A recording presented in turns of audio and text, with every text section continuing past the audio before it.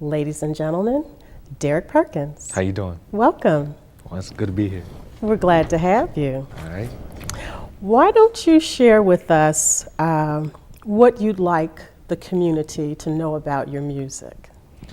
Well, what I want the community to know about my music is that it's based on realism. I want people to hear and see my music as something that's based on not only just my life but everyone else's life too, that I experience and see. It's like I said, it's just based on realism. It's based on not following fads, not following trends because they don't last long. It's based on everlasting thoughts and feelings on what's going on, not just in Charlottesville, but regionally in Virginia and around the world. Okay. What message specifically would you like to convey? I have a lot of messages that I want to convey, as far as like whether if it's domestic violence or violence, police brutality, or romance to women, or people's anger on the government locally, or what goes on here, in Charlottesville and around the world. If you got anger towards another fellow MC or another fellow woman or whatever, express your anger towards them. As they say, battle raps and stuff. This just a whole bunch of feelings of how to express yourself. I believe in not staying in a box, not being one-dimensional. I believe in everybody has different personalities, traits, I believe. Okay. It's just based on if you have the courage enough to express it. Okay. Recently, I saw your video. Let's talk about that. All right. What was your intent with this particular piece? Well, C-Zar Wisemen, I Hold My Own, came off my first album, The New Testament, in '05. I filmed the video in '07. I released it September '04, and it was based on my introduction to the world, really. It's my very first single on who C-Zar Wisemen is and how C-Zar Wisemen, me, I hold my own in anything, whether if it's something violent or something positive or something, anything. I'm self-reliance, self-independence, self-defense, self-determination. That's me. That's C-Zar Wisemen, and that's what I hold my own means. I hold my own in anything. Any obstacle anyone want to throw at me and bring at me, I'm gonna knock it down, and then I'm gonna knock it down to the point it ain't gonna come up no more, and I'm gonna smile and say, "You didn't defeat me." That's what I hold my own means.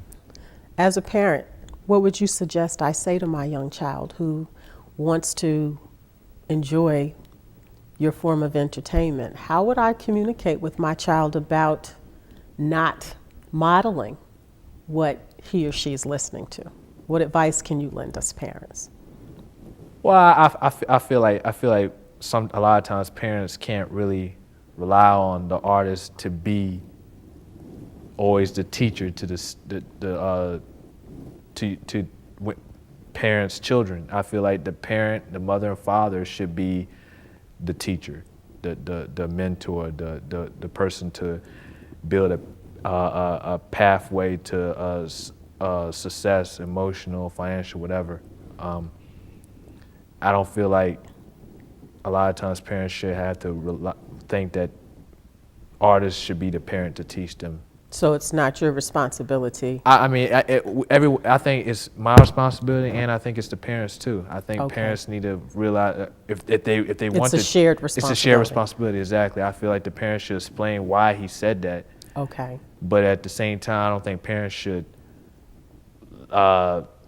blame their if their children's acting up and being bad. I don't think it's fair to an artist to say it's because of him or she. It should be like, that's them. I'm not letting my children be raised by entertainment. If they want to listen to it, I'll explain to them what that person meant by it. But I feel like it's like you said, a shared responsibility between two or three, whatever, how many adults. Okay. How did you become a hip hopper? Well, I started writing poetry first, and 1999, and they to me sounded so much like lyrics, and I always wanted to express my way through rap, but I just really didn't know how to like do it because no one in town took the time to show me. It's almost like I had to teach myself on it. You know, everyone's cliquey, so no one did it, so I had to do it myself and try to do it better. And it's come almost like kind of like I crossed over to doing it. Okay. And Who is C-Zar Wisemen? C-Zar Wisemen is another my first alter ego. Your first alter ego. Yeah. Are you suggesting that there are more Well, than one of you? well, that leads into C-Zar Wisemen. Like it's C-Zar is a Russian emperor name. I just put it in my own form of spelling and stuff. But C-Zar means ruler, emperor, king. Wiseman is from also it's a biblical last name. It's 7 personality traits of each initial. So it's like Wiseman, Wisemen, warrior, intelligent, smooth, educated, mean, emperor, notorious. Each initial that I just said explains a personality trait. I can be a warrior, I can be intelligent, I can be smooth, I can be, emperor, mean, educated, and notorious. I can be all that. But it all equals up to the number completion 7. Okay. And 7 means completion. Like I feel like in order to be complete, you have to own your own to be complete. In reading your recent poetic autobiography, have I labeled that properly? Yeah. That's on the disclaimer. Yeah. Okay. I recall you mentioning that you drew a considerable amount of information from philosophy and mythology. Yeah. Would you explain that to us, please? Well, I use my own philosophy on thoughts that I see not only in myself and self-reliance and self-help, but what I see with how I feel like society should be, using my own legit philosophy on it. And mythology, I take, for example, I take rumors and stuff that I hear and see, not just from other people and myself, myths. I turn it into an art form into where you can come up with your own opinion about it. My own scientific approaches on things, taking something from the old, bringing it into yourself and making it your form, into a new era, a new time. And I take the old meanings of philosophy and mythology and put it into my own form.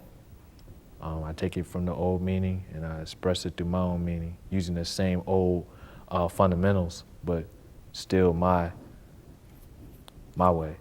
Okay. Besides the video, what other products do you promote and market? I got my second solo album, Real, N-I-G-G-A-Z.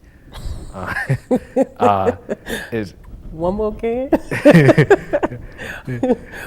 What was that? Oh, Real what? Real, N-I-G-G-A-Z. Okay. That's the name of the second album. It's also meaning behind that. I have in the disclaimer in the corner explaining why I use it, because people are still stuck on that 1950s mentality on the old version of the N-word. And So you and your cohorts have redefined what it means? well, I think the name's been redefined. It was redefined to me in the 90s, in the 80s, but it's just not as, nobody kept it up. How was it redefined in the 90s?